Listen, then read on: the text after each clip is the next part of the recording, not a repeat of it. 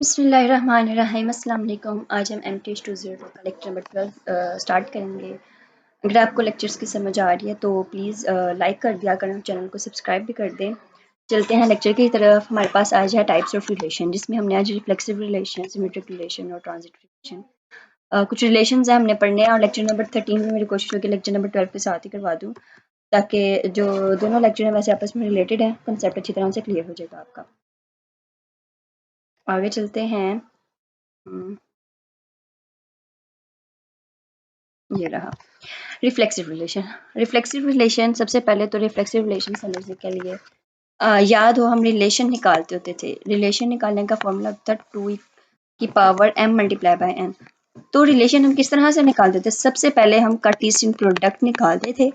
Cartesian product निकालने के बाद जो हमारे पास कार्टेशियन प्रोडक्ट निकालने के बाद जो हमने रिलेशन बनाना होता था, तो हम इस फॉर्मूले की मदद से बनाते होते। एक सेट का कार्टेशियन, जब सेट के हम कार्टेशियन प्रोडक्ट निकालते होते थे तो फिर हम उसका रिलेशन इस तरह से निकालते थे कि रिलेशन की तादाद ये होती थी। और रिलेशन में एक 5 का रिलेशन भी आता था और एक रिलेशन जो है वो complete a multiply by a का भी आता था, मतलब जिसकी भी हमने कार्टेशियन प्रोडक्ट ली होती थी।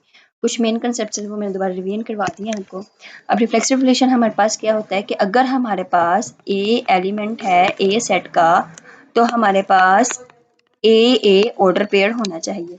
ऑर्डर पेयर में मैं दोबारा बता देती हूँ। ऑर्डर पेयर हमारे पास क्या होता है, दो स्मॉल ब्रैकेट्स के दरमियान में दो वैल्यूज या दो एलिमेंट्स कोमे की मदद से सेपरेट किए गए हों, उसको हम ऑर्डर पेयर कहते हैं।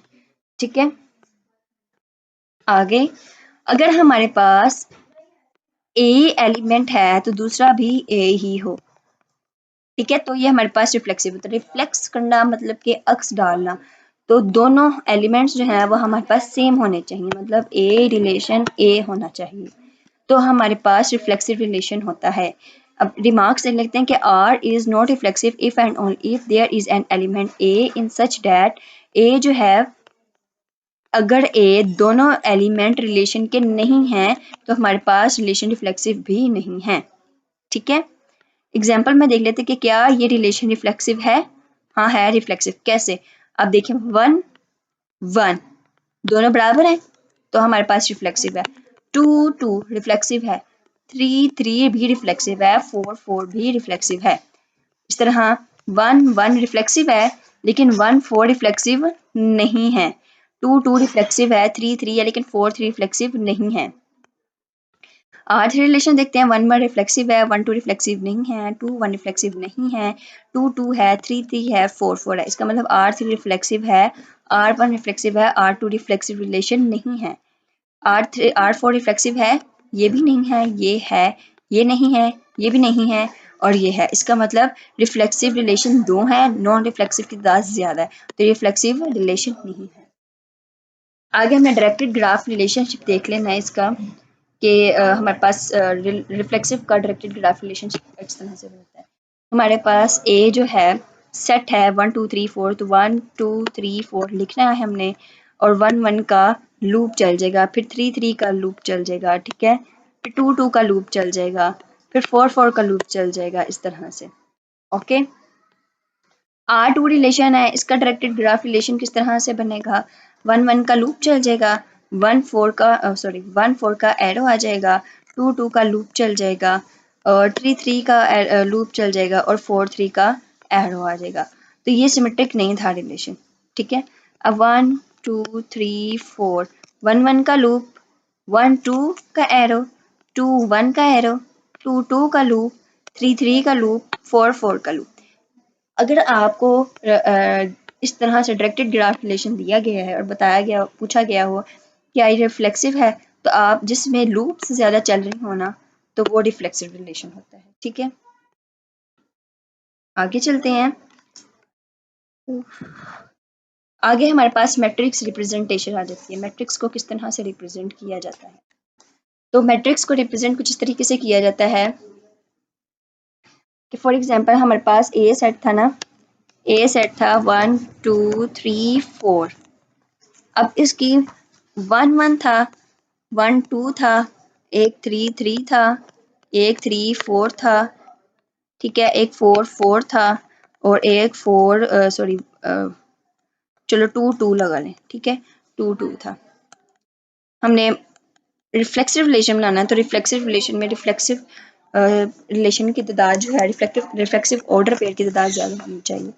तो 1 2 3 4 1 2 3 4 पहला क्या था 1 1 तो 1 पे 1 आ जाएगा, 1 2 तो 1 2 पे भी 1 आ जाएगा, 3 3 3 3 पे 1 आ जाएगा, ठीक है 3 4 पे 1 आ जाएगा, 4 4 पे भी 1 आ जाएगा और 2 2 2 2 पे भी 1 आ जाएगा। बाकी सब जगह 0 आ जाएगा जिसका ऑर्डर पेयर नहीं है, ठीक है। तो ये हमारे पास हो जाता है रिफ्लेक्सिव रिलेशन का मैट्रिक्स रिप्रेजेंटेशन, ग्राफ रिप्रेजेंटेशन और मैट्रिक्स की रिफ्लेक्सिव की डेफिनेशन मतलब कंसेप्ट हमने समझ लिया है। अब दूसरी तरफ हमारे पास आगे देखते हैं, आगे क्या है, आगे हमारे पास सिमेट्रिक रिलेशन आ जाता है।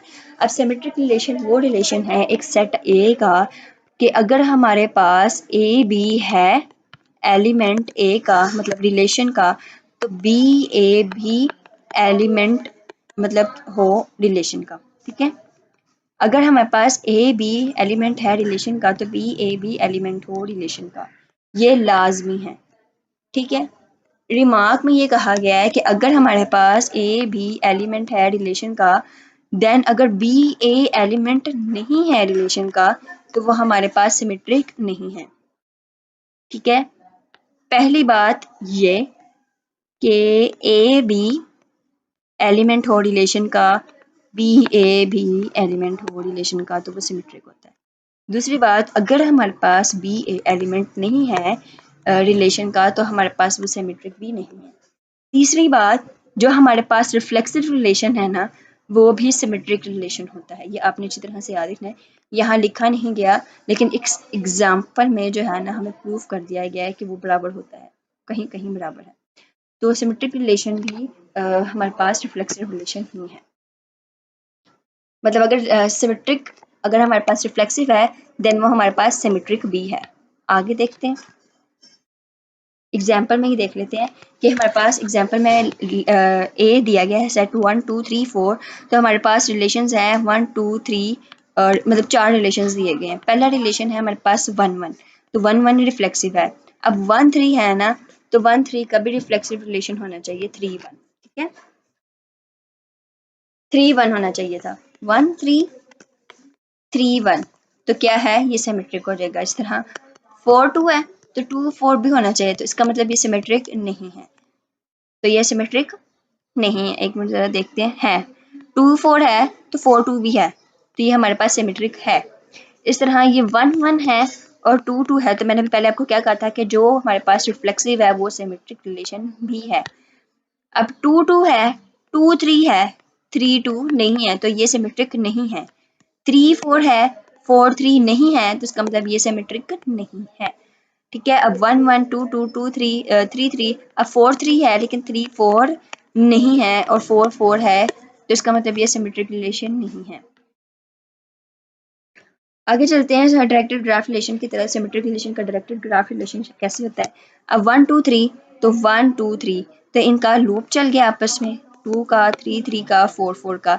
इस तरह R1 का रिलेशन जो है वो 1 का 1 से लूप तक 1 का 1 तक लूप चल गया। 1 3 है तो 1 3 का एरो आ गया, 2 4 है तो 2 4 का एरो चला गया, 3 1 है 3 1 का एरो चला गया और 4 2 है तो 4 2 का एरो आ गया। ओके, उसके बाद हमारे पास मैट्रिक्स रिप्रेजेंटेशन आ जाती है 1 2 3 1 2 3। अब क्या 1 पर 3 है तो हमारे पास 1 पर 3 है तो यहाँ पर 1 आ जाएगा, 2 पे 2 है तो यहाँ पर 1 आ जाएगा, 3 पे 1 है तो यहाँ पर 1 आ जाएगा। मैं यहाँ पर ही समझाती हूँ, 1 सॉरी 1 2 3 1 2 3, कौन से ऑर्डर पेयर थे, 1 3 था, 1 3 2 2 3 1 3 3 2 2 3 1 3 3 2 2 3 1 3 3। हमें किस तरह से करना है, 1 3 पे 1 2 2 पे 1 3 1 पर 1 और 3 3 पर 1, बाकी सारी जगह 0 क्योंकि इनके ऑर्डर पेयर नहीं है। तो ये इसकी मैट्रिक्स की रिप्रेजेंटेशन आ जाती है हमारे पास डेफिनेशन देखते हैं। अगर हमारे पास रिलेशन आर है, एक सेट ए का, तो आर ट्रांजिटिव तब होगा जब हमारे पास ए बी सी तीनों वैल्यूज जो हैं, तीनों एलिमेंट्स हैं ए के एलिमेंट हैं, ए सेट के। अगर हमारे पास ए भी आर के रिलेशन के एलिमेंट है और बी सी भी रिलेशन का एलिमेंट है, तो सी ए भी रिलेशन ए सी भी रिलेशन का एलिमेंट होना चाहिए।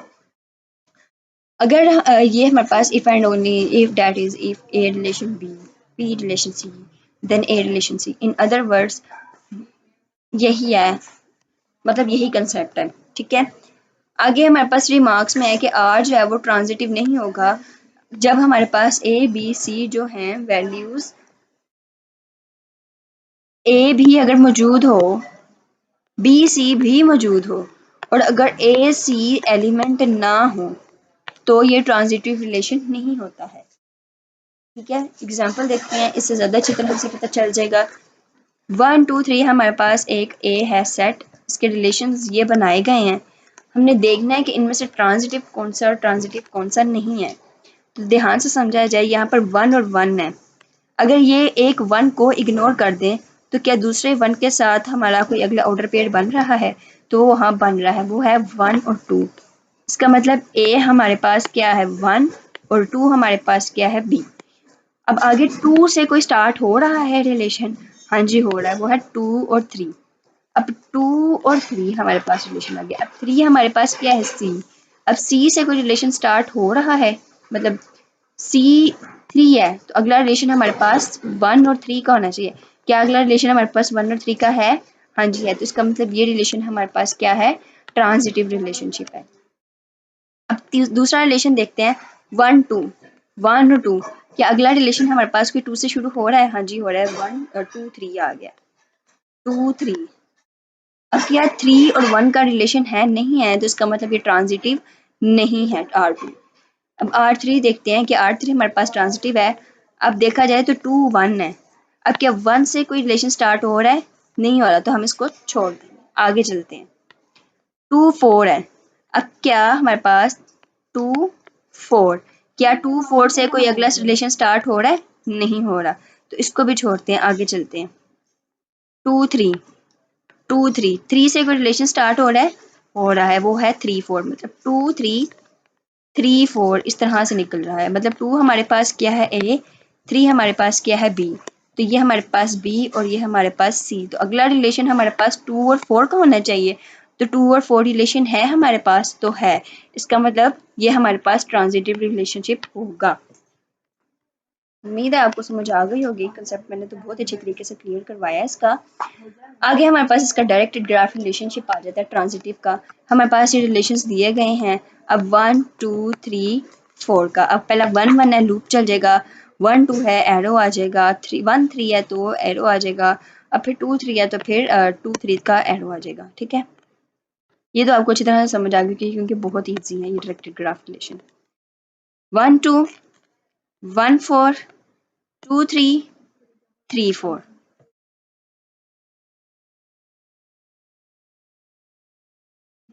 आगे देखते हैं, आगे हमारे पास क्या है। आगे आगे आगे ये एग्जांपल्स आ जाती हैं। इस तरह की कोई एग्जांपल नहीं आती, सिंपल सी एग्जांपल आती है, जैसे कि हमने ऊपर कर ली है। रिलेशंस दिए गए होते हैं और पूछा गया होता है बताओ हाँ जी ये है कि नहीं है। Equivalence relation. इक्विवेलेंस रिलेशन क्या होता है कि वो रिलेशन जिसमें हमारे पास रिफ्लेक्सिव रिलेशंस भी हों, reflexive order pair, symmetric order pair, transitive order pair. मतलब कि वो रिलेशन जो ट्रांजिटिव भी हो, सिमेट्रिक भी हो और रिफ्लेक्सिव भी हो, वो हमारे पास इक्विवेलेंस रिलेशनशिप होता है, रिलेशन होता है। अच्छी तरह से याद रखना है, जो रिफ्लेक्सिव, सिमेट्रिक और ट्रांजिटिव हो उसको हम क्या कहते हैं? इक्विवेलेंस रिलेशन कहते हैं। अब ए हमारे पास एक सेट है जिसका आगे से रिलेशन निकाला गया है 1 1 2 2 2 4 3 3 4 2 एंड 4 4। तो क्या हमने सबसे पहले देखना क्या ये रिफ्लेक्सिव है? 1 1 है, 2 2 भी है, 3 3 भी है, 4 4 भी। इसका मतलब ये क्या है? रिफ्लेक्सिव है। अगला हमने सिमेट्रिक देखना है। सिमेट्रिक में क्या होता है कि अगर हमारे पास 3 4 है तो उसका 4 3 भी मौजूद हो। 1 1 भी सिमेट्रिक होता है, 2 2 भी सिमेट्रिक है, 4 2 भी। 4 2 का अगर 2 4 का 4 2 है तो है, इसका मतलब ये भी सिमेट्रिक है। 3 3 भी सिमेट्रिक है, 4 4 भी सिमेट्रिक है। इसका मतलब ये हमारे पास क्या हो गया, सिमेट्रिक हो गया। रिफ्लेक्सिव भी हो गया, सिमेट्रिक की भी कंडीशन पास हो गई। अब आगे हमने ट्रांजिटिव देखना, ट्रांजिटिव है कि नहीं। ट्रांजिटिव क्या है, अब देखो 1 1 है ना, तो क्या आगे 1 1 से शुरू हो रहा है कोई, तो छोड़ देंगे इसको।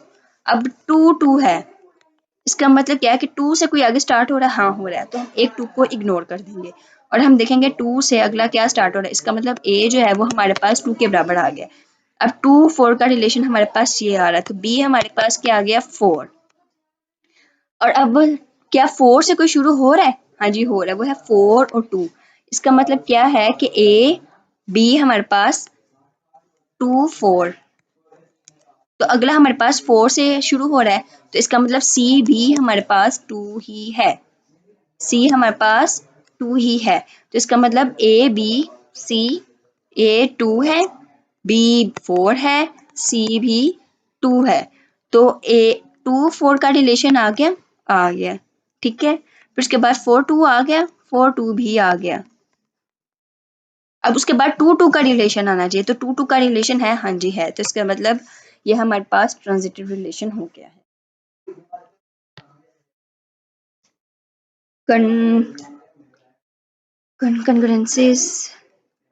कंकरेंसेस देख लेते हैं क्या है कि लेट एन और B N M and B N दो इंटीजर्स हैं और डी भी एक पॉजिटिव इंटीजर है, तो उसकी नोटेशन क्या होगी कि एम जो है वो बराबर है, मतलब इक्वल है एन मॉडुलस डी। इसका मतलब क्या है कि एम जो है वो डिवाइड हो रहा है M minus N, M divides M minus N. तो हम इसको इस तरह से लिखते हैं कि M minus N D dot K. वैसे तो ये पेपर में नहीं आता इसके अबाउट, लेकिन आपने एमसीक्यूज के लिए याद रख लेना है कि ये हमारे पास इसके बराबर होता है। आगे एग्जांपल में देख लेते हैं कि इज, वो पूछे कि क्या 22 जो है वो बराबर है एम मोड 3 के। हमने कैसे लिखना था इसको, 3 मोड एम माइनस एन था, तो इसमें से एम हमारे पास 22 है माइनस एन हमारे पास क्या है 1, तो 22 में से 1 निकालें तो हमारे पास 21 आ जाता है, और 21 को 3 से डिवाइड करें तो हमारे पास 7 आ जाता है। तो हमारे पास क्या 22 हमारे पास मोड है इसका 1 मोड 3 आ गया ना, क्योंकि हमारे पास ये डिवाइड हो रहा है कंप्लीट।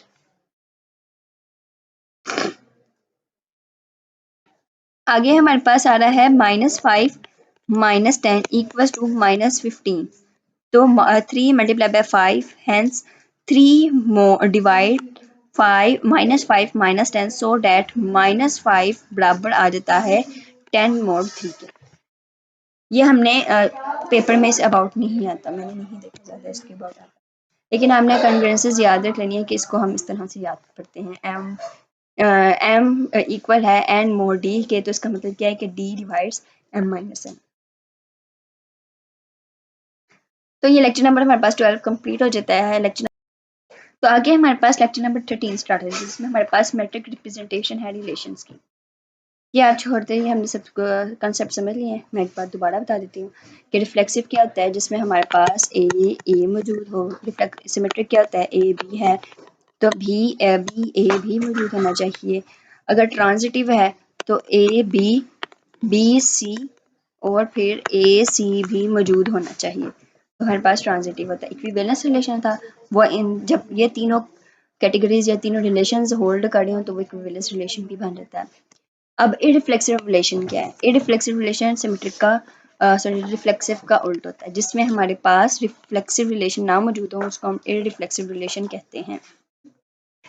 कि आर हमारे पास एक बाइनरी रिलेशन है ए का, अगर हमारे पास आर तब इररिफ्लेक्सिव होगा जब हमारे पास ए और ए एलिमेंट नहीं होंगे रिलेशन के।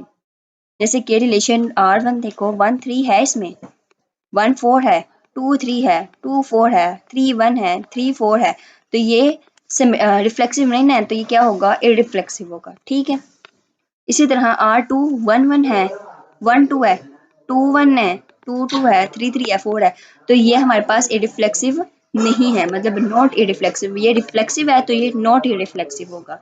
ठीक है, R3 है, 1 2 है, 2 3 है, अब 3 4 और 4 3 है, लेकिन फिर भी ये हमारे पास रिफ्लेक्सिव नहीं है, मतलब कि इररिफ्लेक्सिव है, मतलब कि रिफ्लेक्सिव यहाँ पर लिखा हुआ है कि R3 is not reflexive, reflexive नहीं है क्योंकि हमारे पास R3 जो है वो रिफ्लेक्सिव आ जाता है, ठीक है, इसी वजह से हमारे पास रिफ्लेक्सिव नहीं है। उसके बाद हमारे पास आ जाता है directed graph relationship of irreflexive relation. Loop चलाना है, ये हमने पढ़ ली है, ये मैं मजीद नहीं समझा रही हूँ। मैट्रिक्स रिप्रेजेंटेशन आ जाती है, ये अभी हम कर चुके हैं, मैं नहीं बता रही हूँ। एसिमेट्रिक आ जाते हैं, एंटी सिमेट्रिक। अब एंटी सिमेट्रिक क्या है? जिसमें सिमेट्रिक मौजूद ना हो, जिसमें सिमेट्रिक रिलेशन ना हो। अब ये आर जो है हमारे पास रिलेशन है ए का, आर तब एंटी सिमेट्रिक है जब हमारे पास ए बी मौजूद हो, ए बी एलिमेंट हो रिलेशन के और बी ए भी एलिमेंट हो रिलेशन के, लेकिन ए जो है बी के बराबर हो, ए बी के बराबर होना चाहिए। R is not anti symmetric, R anti symmetric नहीं है तब जब हमारे पास ए भी एलिमेंट हो आर का और बी ए भी एलिमेंट हो, लेकिन ए बी आपस में बराबर ना हो। The properties of being symmetric and antisymmetric are not negative of each other, ये दोनों आपस में नेगेटिव नहीं होते। हमारे पास एक सेट है 1 2 3 4 का और डिफाइन द फॉलोइंग रिलेशन हमारे पास ए है। रिलेशंस हमारे पास ये कहे गए हैं, पहला हमने रिलेशन देखना है, पहला हमारे पास रिलेशन सिमेट्रिक है या एंटी सिमेट्रिक है, हमने ये देखना है। तो हमारे पास ये सिमेट्रिक भी है तो ये एंटी सिमेट्रिक भी है, क्योंकि हमारे पास ए जो है वो बी के बराबर है, 1 1 2 2 और 2 3। उसके बाद R2 आ जाता है, R2 हमारे पास 1 2 है, क्या आगे इसका 2 1 मौजूद है? नहीं है, तो इसका मतलब ये सिमेट्रिक नहीं है। 2 2 है, 2 3 है, 3 2 नहीं है, 3 4 है, 4 3 नहीं है, 4 1 है, तो ये हमारे पास क्या हो जाते हैं? एंटी सिमेट्रिक हो जाते हैं। R3 is not anti symmetric because, अब R3 सॉरी हमने पढ़ा नहीं, R3 जो है हमारे पास 1 1 1 3 है लेकिन आगे इसका 3 1 मौजूद है। अब 2 4 है लेकिन आगे इसका 4 2 मौजूद है, तो इसका मतलब ये एंटी सिमेट्रिक नहीं है। अब R4 है हमारे पास 1 3 है उसका 3 1 है, ठीक है। अब इसका मतलब क्या है कि ये सिमेट्रिक हो जाता है, ये सिमेट्रिक है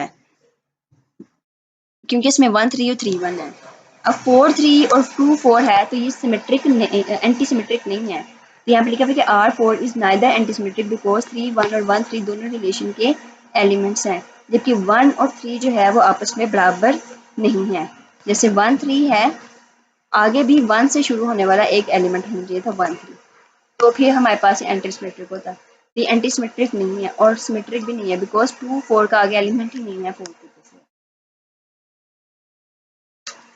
2 के साथ। पार्शियल ऑर्डर रिलेशन आ जाता है। अब पार्शियल ऑर्डर रिलेशन क्या है? जिसमें हमारे पास रिफ्लेक्सिव, एंटी सिमेट्रिक और ट्रांजिटिव प्रॉपर्टीज रिलेशंस होल्ड कर रहे हों, उसको हम पार्शियल रिलेशन कहते हैं। ये हमें याद रख लेना। और इसको the set A together with the partial ordering R is called partial order और पोसेट, मतलब इसको हम पोसेट भी कहते हैं, पार्शियल ऑर्डर सेट भी कहते हैं। इसमें ज़्यादा कुछ नहीं, बस आपने एमसीक्यूज को याद रखना है कि पार्शियल ऑर्डर सेट में रिफ्लेक्सिव, एंटी सिमेट्रिक और ट्रांजिटिव रिलेशंस होल्ड करते हैं। आगे देखते हैं आगे लेक्चर में क्या रह गया है। एक्सरसाइज आ जाती है आगे, आर इज ट्रांजिटिव। तो ये लेक्चर नंबर 13 भी हमारे पास कंप्लीट हो चुका है। तो लेक्चर नंबर 12 और 13 हमारे पास यहाँ कंप्लीट हो गया है। आगे lecture number 14 I think so बस करते हैं। लेक्चर नंबर 14 अगले लेक्चर में स्टार्ट करते हैं। मिलते हैं अगले लेक्चर में। अगर आप लेक्चर की समझ आई है तो प्लीज़ लाइक कर दें और चैनल को सब्सक्राइब भी कर दें। मिलते हैं अगले लेक्चर में। अल्लाह हाफिज़, दुआ में याद रखिएगा।